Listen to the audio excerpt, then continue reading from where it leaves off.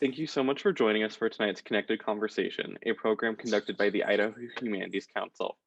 If you're not familiar with our organization, I encourage you to check out our website, idahohumanities.org. I'd like to remind you all that you may submit any questions using the Q&A feature located at the bottom of the screen. And with me tonight is Annie Gavica.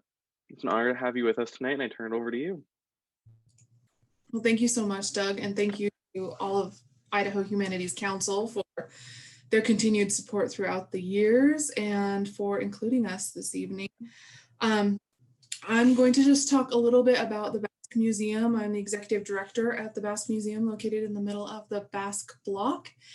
And then we'll get into the bulk of the presentation if it allows me to do so. Just one second, here we go.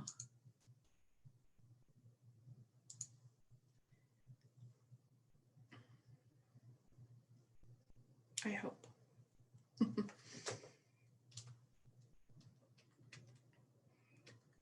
right, well, you get to see some of it backwards, I guess. Okay, so the Basque Museum, its mission statement is to preserve, promote, and perpetuate Basque culture. We were formed in 1985 in the little Cyrus Jacobs Ubraga boarding house, little brick building on the Basque block. And since then, we've grown to have 10 full-time employees, as well as various programs, including our exhibits that are in the main building. We usually have 3 or 4 exhibits, and they're rotating out periodically. We have our oral history interviews through the Community History Project that is constantly going. They've recorded more than 200 in the last 5 years, which is a huge project, as well as collections that we have had through donations and gifts to the museum from all over the United States and the Basque Country. We also have student and adult tours. Of course, not so many right now since everybody's still kind of in lockdown or barely coming out of it. And we have evening language classes for adults. We teach Basque to adults in the fall and the spring. And then monthly programming from cooking classes to lectures and presentations similar to tonight, book releases, dance classes, and loads of other ones. And then we also have a Basque language immersion preschool that began in 1998 and is located across from Garfield Elementary on Broadway Avenue in Boise. And then I just wanted to give a shameless little plug here. We are getting ready for one of our fundraisers this year, virtual benefit dinner and concert. We typically have people over to the Basque Center for a dinner, typically a Basque dinner, and have some auction items and things, but this year we can't all cram together, so we're doing it virtually and going to have a little concert online with musicians from the Basque Country as well as the US. So if you're interested, you can go to basquemuseum.eus or scan that QR code with your cell phone. All right, so we're going to talk a little bit about Basque history and culture and then get a little more specific about the Basques in Idaho. So the Basque Country, if you're not familiar with it, is located between Spain and France, technically in Spain and in France. It's about 3 million people that live in the area. And it's about the size of Canyon County. If you're familiar with the counties of Idaho, Canyon County is pretty good size, but it's just a little bit bigger than that. There are 7 provinces total in the Basque Country, 4 of them in Spain and 3 in France. So you kind of have that geographic area where the Basques are. And here's just some great little photos from areas in the Basque Country. Some may be familiar with some of them, like on the bottom right in San Sebastian, one of the most common tourist spots.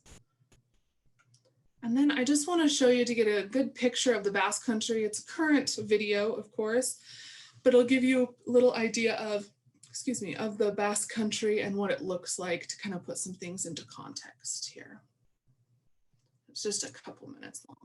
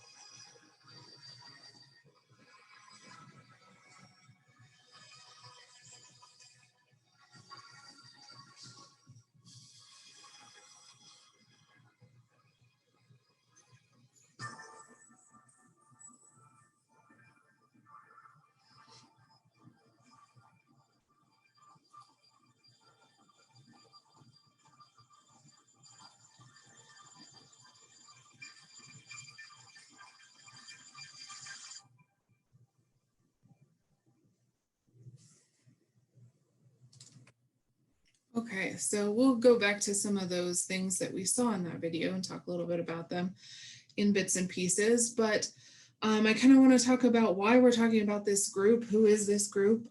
The Basques culturally are not connected to any of the places around it. Common misconception is that they are Spanish, that they are French, and that is specifically proven incorrect when we talk about their language. The Basque language, or Euskera, is not related to any other language in the world. It's not Latin-based like Spanish and French, and they found very little in common with any other languages. It's very, very old, and it was passed down orally for so long that there's a lot of mystery behind it.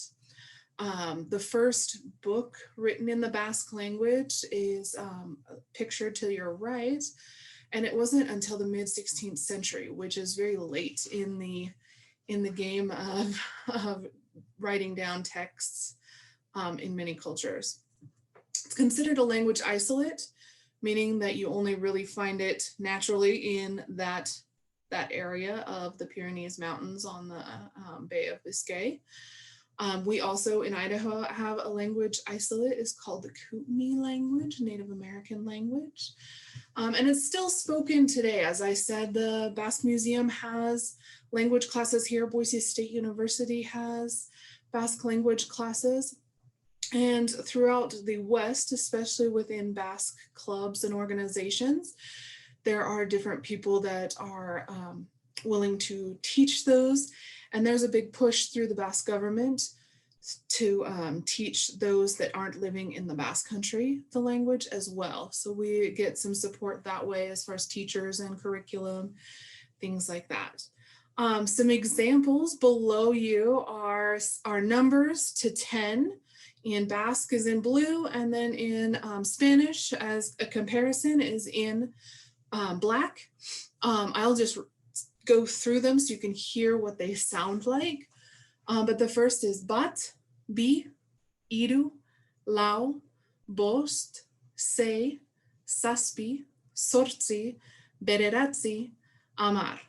So an example sentence: hi, my name is Annie. I work at the Basque Museum. You can see it in Spanish, and most of us know a little bit of Spanish that we can understand some bits and pieces, but that same phrasing in Euskera would be kaixo, ni ani naiz, Euskal Museo lan egin dut.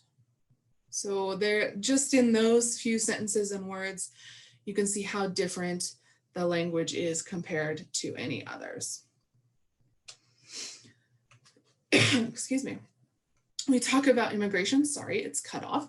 We'll talk about this group that came to the US, like many other immigrant groups, for various reasons. But there's kind of three different times that they came over here to the United States. The Basques originally, a few of them anyway, immigrated over in the mid to late 1800s for gold and silver. Thought that they could go into the areas of Nevada, even Idaho a little bit, and especially California, and strike it rich. And for some of them, they did all right, but most weren't able to make that much money. And so they were here, they had to find other work to either return home or just to survive in general. And with their lack of language skills and their need to find work, they were willing to do just about anything. And at that time, that people were hiring sheep herders or hired hands on ranches, cattle ranching, etc. So it was the first group that came over, and they've gained slowly this reputation of being hardworking and really determined, honest, and loyal. And so then in the early 1900s, they're writing kind of back and forth to their families. More and more people, especially in Idaho, northern Nevada, and eastern Oregon, more sheep ranchers and some cattle ranchers are really in desperate need of help on their ranches and with their animals. So they started asking, oh, do you have a brother, a cousin, a nephew that would come over here and work? And so that main group from 1900 to the 1940s and maybe even the early 1950s, there was a bigger group that started immigrating over to the Western United States. Their goal in most cases was to come over here, work a few years, just make so much money and return home and just not have to deal with finding jobs or farms or ranches. They could just purchase something to have of their own.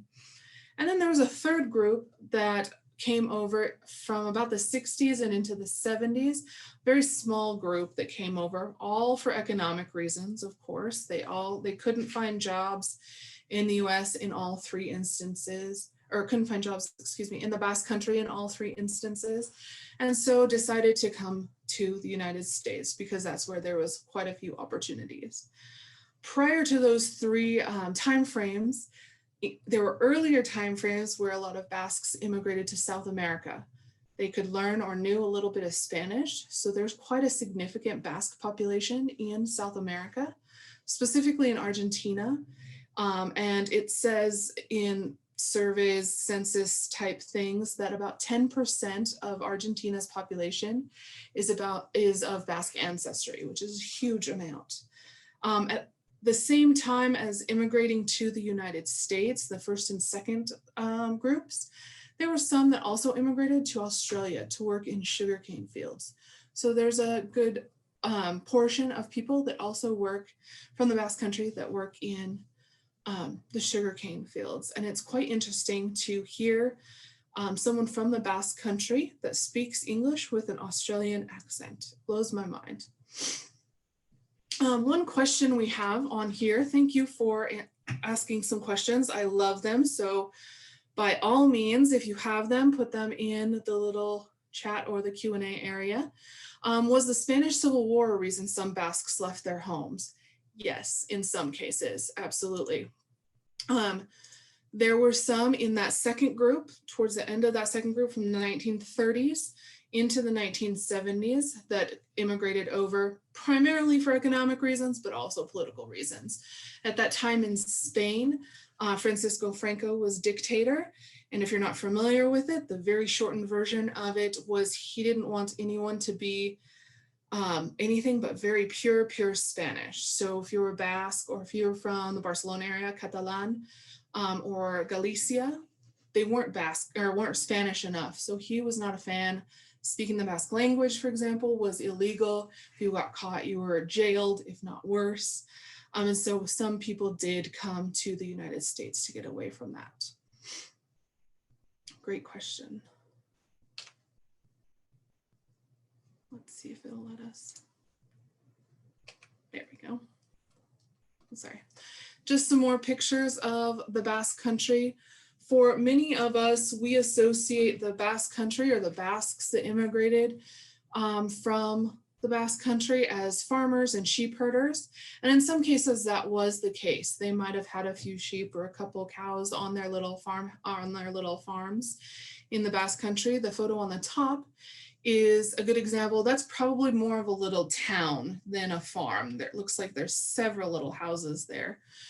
And then the lower picture is an example of the beautiful coastline of the Basque Country. And so some of those immigrants were coming from small towns near San Sebastian, which is the most well-known area, Lacatio and those places, and coming to the United States. So their background or their knowledge of work may be on fishing boats and things, which doesn't serve much of a purpose here in Idaho.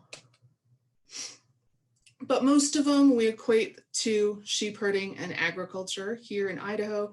And it's kind of hard to just talk about Idaho specifically because a lot of them were working for such large sheep companies that they were also moving those sheep into northern Nevada and even into eastern Oregon. So it's kind of that whole space there. Some great photos. One thing that we talk about with these sheep herders is kind of the timing of what their typical year was like. And so if they planned it right or it worked out well enough, they would start working in the early part of the year, about now, February, March. And some of them would be hired on to help with lambing right on the farm. And then they would take them into kind of the lower hills, like right outside, like the Boise foothill areas. and let them graze a bit. Then they would bring all of those sheep or find an area to contain the sheep, and they would wean the lambs from the sheep. And then those sheep would go with the sheep herders out into a little bit farther hills and mountains and just graze on that land until the fall. So most of them were gone about 8 to 10 months, depending on weather, into the hills and mountains of Idaho, Oregon, Nevada, with their sheep wagon or a tent and a horse. And somebody would be bringing them supplies every couple weeks or so. So their only interaction, unless they were some of the lucky ones that would get put in pairs of sheep herders, most of their interaction was just if they saw them, when somebody was bringing supplies. So there's not a lot going on, not a lot to do. And so they have to pass some time. There's great stories of different sheep herders taking a guitar with them, not knowing how to play, but learning how to play because that's how much time they had to do so. Or the button accordion, which we all equate to the Basque culture here in the Boise area. But then this is another example, arborglyphs or tree carvings. And they originally were started to kind of help the sheep herders navigate the area. They would put the name or the date to know that that's where they grazed before. And so maybe they needed to go farther east or west or what have you. But then it just was a way to pass time. And so they would keep their names on there, the dates, but they would draw other things you see from these ones here. Specifically, the Basques in Idaho, Idaho, Oregon, Nevada, they've always been great explorers, the Basques in general. So from being on ships with Ferdinand Magellan, they helped circumnavigate the globe, but they were some of the first people that came over to the Americas to find cod and whaling, and then taking it all the way over to back to the Basque Country. So they were known to be great explorers. And so it was kind of just built in their DNA to kind of go out and establish themselves and do some really hard work wherever they needed to go. Here in the US, there are Basque diaspora communities, in over 21 countries. And here there's over 45 clubs in the United States, I believe 7 of which are in Idaho, primarily in Boise, but we have very large active Basque communities as well in Homedale. There's some in Nampa, Caldwell area, Gooding, and then in Ontario, Oregon, not too far, of course. But all of these have sprung up from where Basques immigrated to work in as sheep herders. The primary industry they adopted, of course, was agriculture. Some went into ranching and often sheep herding. Mostly it was men that came over here to work in sheep ranches and cattle ranches. In fact, I don't know any cases of women that came over here to do those jobs. But eventually they would send for a sister or wife in some cases, though most of them were quite young. And those women or the families would start boarding houses. And that's then what the women would immigrate for, to work in the boarding houses. The boarding house, the idea of boarding houses or rooming houses is not specific to the Basques, really. It was pretty common in the United States for someone to come and stay in a place similar to these as a temporary home. They couldn't afford an apartment or a home of their own or anything like that. So people that they maybe knew or had a connection to would rent a space in their homes. The boarding house, the Cyrus Jacobs Ubraga house right next to us where the museum started, was actually a boarding house. The early 1900s until about 1969 it closed when Mrs. Ubraga passed away suddenly, but she had run the boarding house with her children, and her husband worked outside of the house, which was pretty common for a lot of boarding houses. in the Boise area, there were between 1900 and 1960s, there were about 50 Basque boarding houses, not all running at the same time, but some opening, some closing, and opening and closing. So that's a good testament about how many Basques were coming here. The Ubaraga boarding house held anywhere from 5 to 20 boarders beyond the family that lived in the house, so they could cram them all over the place. And then on the other side of the Basque Museum, we have another boarding house that's turned into office spaces, the Anduisa building, but it also has a ball court in there. If anybody has time, I would recommend checking out our website. We have a virtual tour of the Basque block, and it takes you throughout the whole boarding house, as well as into the fronton, into the Anduisa building, and just around the block as well. All right, now we're getting back to that film. Some ways that the Basques find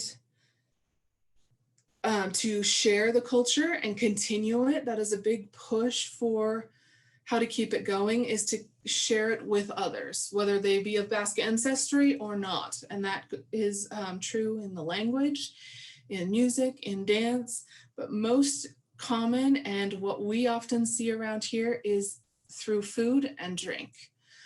We're really, really lucky here in the Boise area to have quite a few Basque restaurants. We have 3 on this block in downtown, 1 a block away. And then we have several trickling out. We have 1 trickling out a few blocks, and then 1 clear in Meridian. So quite a few opportunities to try some different Basque food. But the idea of pinchos, or the chiquiteo culture, chiquiteo, as you know, is one of the Basque restaurants here. But the idea of chiquiteo is kind of like a pub crawl, where groups of friends or cuadrillas in the Basque Country gather together, and they have their set bars, 4 or 5 different bars maybe, that they go to every day, maybe right before lunch or right before dinner. And they have just a little tiny drink, maybe a few ounces, 2-3 ounces of their wine or whatever their drink is. But it's usually accompanied by some sort of appetizer or pincho, as you can see in the picture. And they do that same route. So if you're meeting up with them, you know more or less what route where you're going to find your friends. And then they go home for lunch, and then they do same thing in the evening. Seafood is more popular in the Basque Country. Of course, they're right on the ocean and have some incredible gastronomy opportunities there. The Basque Country has more Michelin stars per capita than anywhere else in the world. So they have incredible chefs, incredible restaurant experiences. And then the idea of Basque cider and Basque wine, or chacoli. We have different opportunities if you go to the Basque market to try them. Basque cider is not like the cider, the hard cider that we have here. It's not sweet at all.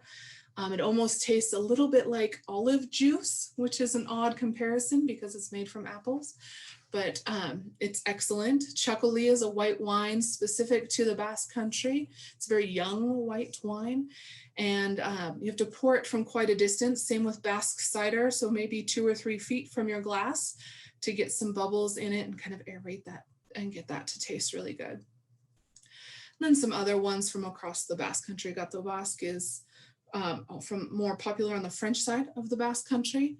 And then we know chorizo, which is also a Mexican dish.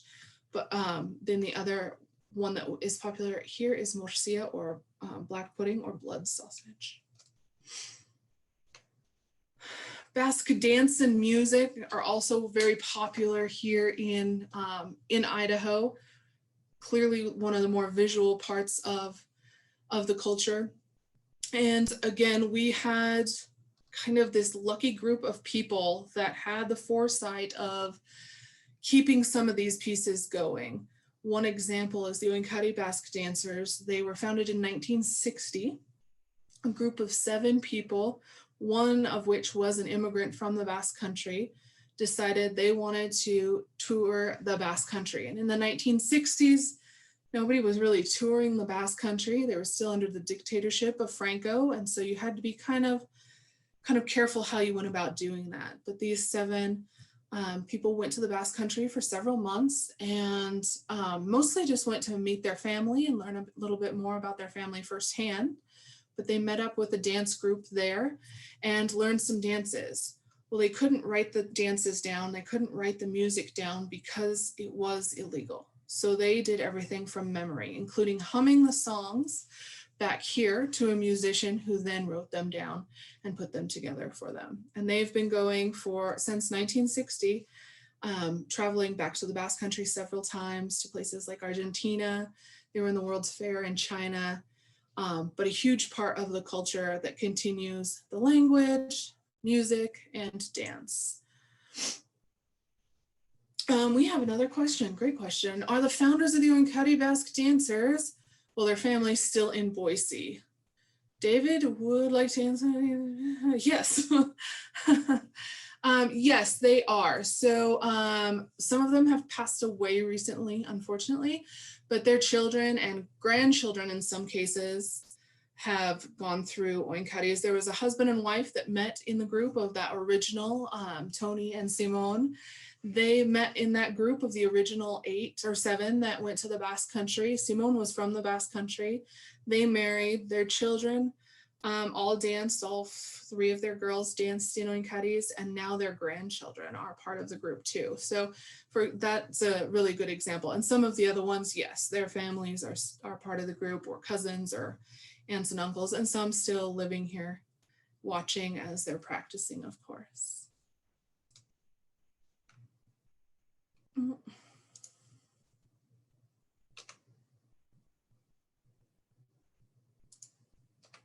we go. The other part of the culture that is quite strong, not necessarily here in Idaho as much, just space in the area in which to play it, but are a lot of Basque sports.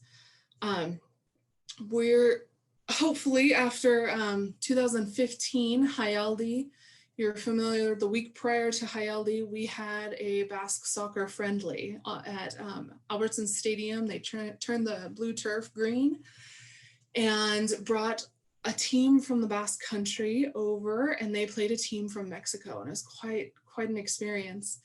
That team from the Basque Country and several others from the Basque Country are very, very successful and continue to be very successful. In fact, I think the Athletic, which is the team that came in 2015, is playing for the Copa del Rey in La Liga. What is the origin of the word Basque? I will get to that in just a minute. I will come right back to that. I'm just going to cover sports really quick. Other sports, corrica, which are running races, or racing and bicycle racing, are common. Some of the most interesting sports, though, in the Basque culture, and we see it once in a while around here, but it's a little more popular in Nevada and into California areas, are some of the rural sports of weightlifting and wood chopping. But based on, similar to the Highland Games, where a lot of that was chores or work that they turned into games. And now it has become professional athletes playing against each other. Similarly, fronton courts or ball courts, we have one, the Anduisa building next door to us has a polo court that players can play on. It's a ball game. Similar to, if you could compare it to like maybe racquetball or squash, just large scale. Pala or pilota is most common, with a wooden paddle and a rubber ball. We often, in the photo in the background, is of Hailai, which we see on TV once in a while, but was more popular in the eastern US and didn't really make too much of a mark here, with the exception of when it was at the MGM in Las Vegas often. Some of these sports we get to watch during Hayaldi, which is kind of the culmination of all of these wonderful pieces of the culture, or San Ignacio as well. The Basque community here puts on a festival every July that brings dancing and food and music, and in some cases sports, specifically pala, but sometimes weightlifting or wood chopping as well, to the Basque block. And they share that with the community here. Community participates in street dances and everything in between. But then every 5 years, we have what is called Hayaldi Festival. And Hayaldi is just that same San Ignacio festival, just on a huge, huge scale. And dance groups and music groups come from the Basque Country to participate. Dance groups from around the US come. And we anticipate anywhere from 30 to 40,000 people participating in a Hayaldi event. And it's, instead of a week long like San Ignacio, or weekend like San Ignacio, it's typically a week long. And so we should have had it in 2020, but that coronavirus told us we couldn't. And so we will be having Hayaldi in 2022. All things hopeful anyway. I'll just show you this quick video, hopefully. Yeah. Nope. Maybe. I guess I won't.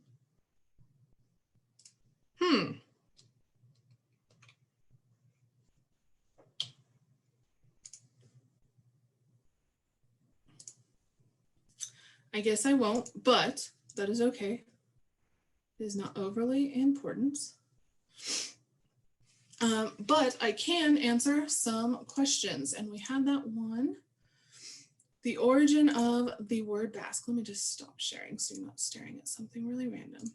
Okay, the origin of the word Basque is it's French. It is a French word that they've used to explain who the Basques are. The Spanish call them Bascos or Vascos, V-A-S-C-O. And so that's the interchangeable, but for whatever reason in English, we chose the French word to talk about Basques. Yeah. So one of the questions that I had, how's the dynamic between the French and Spanish sides of the Basque Country, especially during Franco's rule? So it's really interesting. It's really interesting because during Franco's rule, the Spanish side of the Basque Country was the side that couldn't be Basque. And so kind of in secret had to be Basque. And so are more vocal and more blatantly proud of the culture.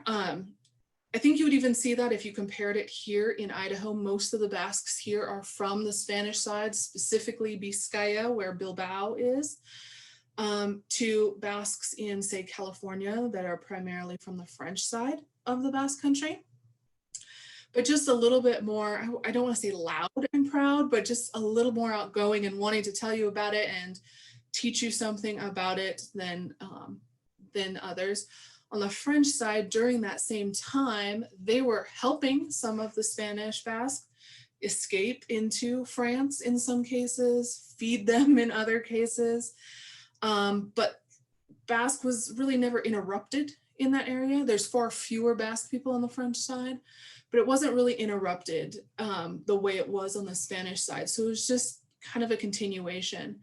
And still today, there's a lot of, now on the French side of the Basque Country, you see Basque flags all over the place, and it's very, very proud to showcase that culture as well. And so it's a little more visually similar, but personality-wise, I don't know, maybe that's pre-Spanish Civil War too, I don't know, but just quieter. Yeah, we're Basque, and this is here, and this is that, and then maybe on the Spanish side, it's like, yes, and let me tell you, and come with me, and have a calimocho, and let's do all of these things. So they really push to share it and continue it a little more, I think. That makes sense? Yeah, and speaking of California, I know you have the new exhibit of Basques in California. So Yes. I was wondering if you'd be willing to talk about that for a little bit. Yes, it is a really great exhibit. It is going to be open through part of the summer at least, so you have plenty of time to come see it. But we put this together based on some books from an author in the Basque Country about specifically Basques in California. The history of Basques in California started in the early 1500s, so a couple hundred years before Basques were in this area at all. But they started as missionaries coming from Spain into what is now Baja California and up into California, and all the incredible missions that are in those beautiful missions that are built in California. There's a about a dozen nearly, I believe, that were built by and established by Basques. And so they have such a strong kind of roots there in the area that it talks about that kind of group and the agricultural group that immigrated, and then current day. And similar to the Boise area, there's incredible Basque restaurants throughout California, from San Francisco, Fresno, Chino, Bakersfield, those places, and very committed groups that have dance groups or musicians or different things going as well. But it kind of gives that big, large scale photo or kind of picture of the Basque history in California. And since Basque communities are kind of spread out across the world, and I would assume the communities in California are different than Idaho. How do those groups interact with each other? Yeah, so we're again, this group from Boise, there was a couple people in Boise that knew a couple in California and Nevada and got together in the 70s and said we should come up with a federation so that we can all work together. So this group's not working so independently to do this, and they're trying to do the same thing, and we can, share information, share resources. And so they created the North American Basque Organization. And from that, in the early 70s, we gather together 3 times a year. This Saturday, we get to do it on Zoom, so it'll be fun. We kind of just update each other on the goings on within music, dance, education, history, etc., and have kind of a concentrated effort to push all those out further and get more people involved and do different things. And so as a whole, there's about, as I said earlier, about 45 clubs that have been involved in the North American Basque Organization. And then as groups closer together, like California or within Idaho or Nevada, they also get together kind of informally and work together as well, because they'll have something maybe a little more common. Or if they bring, say, a band over from the Basque Country or dance group, then it's really easy to have them travel in that little area, so they'll work together in that way too. Nice. Another thing I was wondering if you could talk about is the impact that the Basque culture, like specifically, has had on Idaho as a state, and Idaho's cultural identity, kind of slightly being intertwined with the Basques. Yeah, so in the early 1900s, when that big group of Basques were immigrating over here, the population of Idaho was very small, less than 250,000, if I'm not mistaken. But there were a lot of sheep ranchers here. And there's some statistic that there was more than 2 million sheep in the state and less than 250,000 people in the state. And so they needed a lot of people to work here and come here. And so there was quite a concentrated number that came to this area, established themselves, and became kind of gained a good reputation, hardworking, honest. And so it was probably easier for them to move on to other opportunities. They had that trustworthiness, so maybe they took another job here, or they learned English a little bit better, so could move on to this a little easier. And then as history progresses, we get more closer to current day, we have that second generation of Basques that don't have to do that because they went through school and finished at least a high school degree in most cases and into college. And so we have examples of those people, doctors, lawyers, politicians. Pete Senarusa and Benny Sursa, secretaries of state for the state of Idaho, were some of the longest running secretaries of state.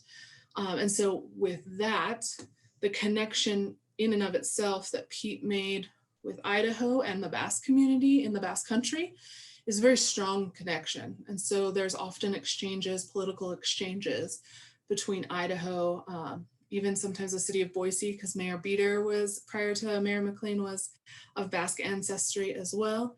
And so bringing people over and showing different examples to each other of how things progress or how to build this versus that. So there's a strong political bond, there's a strong kind of work ethic and bond. And then since 1900, so more than 100 years, just the presence, I think, has added to it. We are really lucky that we've worked with the city and have an entire block dedicated to the Basque culture. So that says something to of those that came before us and really put a lot of blood, sweat, and tears into working really hard and being part of this community. And then what is the demographic of Basque people that currently have a job within like the sheep ranching industry?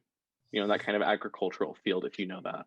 Yeah, there's not a lot of people that that have continued in agriculture in general. I mean, that's common across the United States. I'm an example of that. My family had a ranch in Nevada before I moved up here. I wasn't in an interest of mine to continue that. So similarly with the Basques, a few of them would purchase their own sheep maybe, and eventually have their own sheep ranches, but they were working for sheep ranchers. There's a couple examples. One is the Aldecoa family still has a very large sheep business here in the Idaho area, and we're quite successful. So there's bits and pieces here and there, but not to the extent or the involvement as 50 to 75 years ago. And do you think with that shift away from like the agricultural ancestry, especially as the immigrant generations that moved here, they're having kids and then their kids are having kids, so you're moving further away from that. Is there kind of a loss of identity in that sense? And probably in some cases, yes. And in some cases, no. There's a great saying, I do not remember who it was, so forgive me, but it's the grandchild tries to remember what the grandparents are trying to forget. So that first generation came here and was just survival mode, trying to earn a living, put food on the table, very basic. And then that second generation, their children, was the group that I don't want you to be Basque. Don't speak Euskera. Don't be different. You need to be as American as possible because I don't want you to have the difficulties I did, not knowing the language and things like that.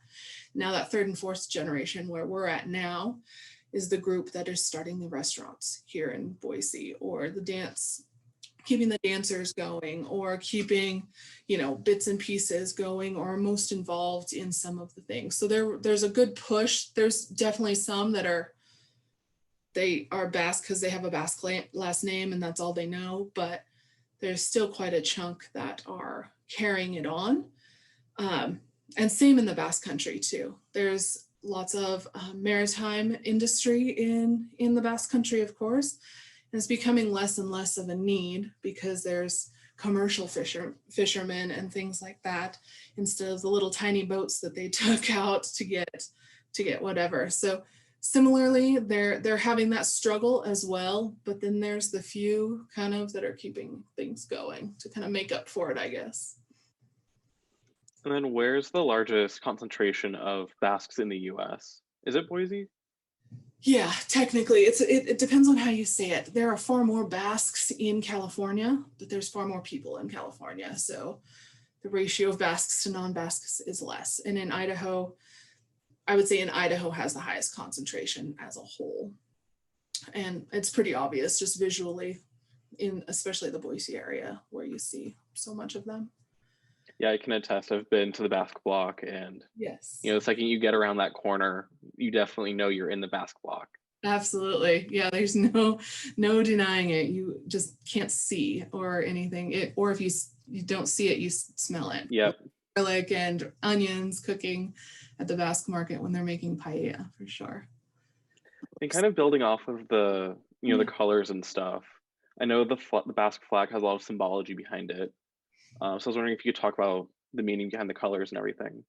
Yeah, I don't know if there's a specific connection. I mean, there's some things in the Basque culture with other cultures are a little bit mysterious, but from what I've read in a couple books, it's the Union Jack flag, right? It's very simple design, but the white is the religion, the Catholicism is associated with the Basques, because the flag, the Ikurriña, was put together in the 30s, maybe a little bit before that. But then the red is the bloodshed, and the green is the land in the Basque Country. So that's what it supposedly represents. I don't know if that's an official statement, but that is what we've heard and are told.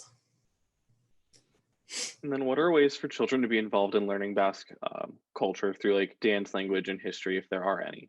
Yeah, so really young children, preschool children, can go to Boise Ikastola, which is the Basque language immersion school that we have here, well, on Broadway, but it's part of the Basque Museum. And we have 2 teachers that come every year from the Basque Country. So they have native speakers teaching them and prepping them for kindergarten, but they're bilingual by the time they start kindergarten, which Basque isn't overly helpful to know as a language. Most people would want to teach their children Spanish or French or things like that. But studies show that just learning any language that young helps them learn another language later. So that was our way of getting the language intertwined. And about half of our kids are of Basque ancestry and the other ones aren't. They just like the curriculum, they love the teachers, and you can get involved that way. We have things through the museum that kids can come tour, and we have programs in the summer, like little mini camps and things that they can participate in. And then they can always come down when the block is blocked off, something informal, and play games and do all of the other things that all the other kids are doing as well. So there's a couple different things depending on the age. Yeah, and I know more for the adult population, Boise State has a really great Basque department. Yes, yeah. Mm-hmm. Yeah, if you're kind of that age or older, I would, if you're really interested in some of their classes, auditing some of their seminars or their weekend classes, and they have a language program as well that's really great. Great teachers over there too. And then circling back to the origin of the Basque language, and how it's that isolate language with no, definitive connection. Is there any, current origin, at least theory, that's out there right now, or is it still just kind of, we really don't know? There's both. Mm-hmm. There are a lot of researchers, of course, doing loads of research trying to figure out exactly. But what they know is the Basques have been in that area of the Basque Country in the Pyrenees Mountains by the Bay of Biscay, more or less, for thousands of years. There are, one example is a Basque flute. It's called a chistu. They've found it made out of bone in caves, and that was dated to be 3,000 years old. So that, along with cave drawings and the connections that they have historically through stories and things, lead them to believe it was probably a larger area, but then as the Romans came through Spain, or Visigoths, or whoever was coming through at that time, pushed them into where we know the Basque Country now. So as far as we know, they've been in that area more or less. It's a good question, very good question. And I did take a class at Boise State, kind of talking about the Basques and stuff. So I was wondering if you could touch on the religious component, because the Basques weren't always Catholic. Correct. But nowadays, that's a very large component of their identity. Primarily all Catholic, yeah. Especially here in the United States. But yeah, historically, when the Romans came through Spain, they introduced Catholicism, Christianity in general, to the Basques. And we're not entirely sure how it worked out, but they didn't take over the Basque community. I think they weren't really confident in the fact that they could take them over because of the Pyrenees Mountains. They weren't confident in completely overtaking them in that area, but there was a lot of intermingling, and with that came the alphabet that we know and write in English and Basque. That's where they started writing, when they started writing books in Basque, as well as Christianity. So prior to that, they were pagan, and there's a lot of intermixing of both the pagan traditions and the Christian traditions in the culture now. And so prior to that introduction of Christianity, it was a lot to do with, the sun and the moon and the earth, and very, very much connected to the earth and nature. And now, as it's moved into Christianity for hundreds of years, we see a few things like one example I always like to use is St. John the Baptist Day, which is usually close to summer solstice. They the Basques celebrate Basque summer solstice is what they call it, but they light fires all over on the beach, in the plazas, little tiny bonfires, and it's on a Catholic holiday, but the idea is you have to jump over this fire 3 times to cleanse your spirit for the year and have good luck in the year. So that aspect of pagan tradition and the Christianity kind of melded together as one. So it's a really interesting combination of how it kind of works, however it is. Yeah.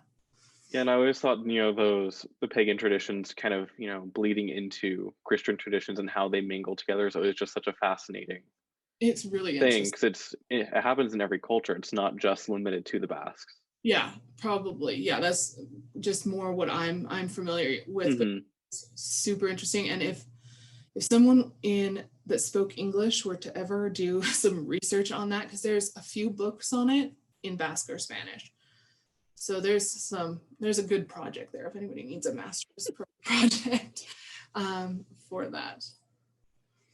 And speaking of master's projects, have the Basques ever established their own college or university outside of the Basque Country? No, but they have a really great exchange program with some US universities. So the example is Boise State has a good relationship with them and has a couple professors that come over. But then engineering students often come over from the Basque Country and do their PhD program here in Boise. And then through the University of Nevada in Reno, they have some professorships, I believe, and master's programs and things like that, where they make those connections. But they've never established a university here. I don't know that it's fully necessary, just because the other ones have taken on the Basque studies programs, and so not overly necessary, but it would be interesting. And then circling back to Catholicism within the Basque Country, is Easter Holy Week a big thing for the Basques in Spain? You know, in the same way Yeah. and scale that is in the rest of Spain.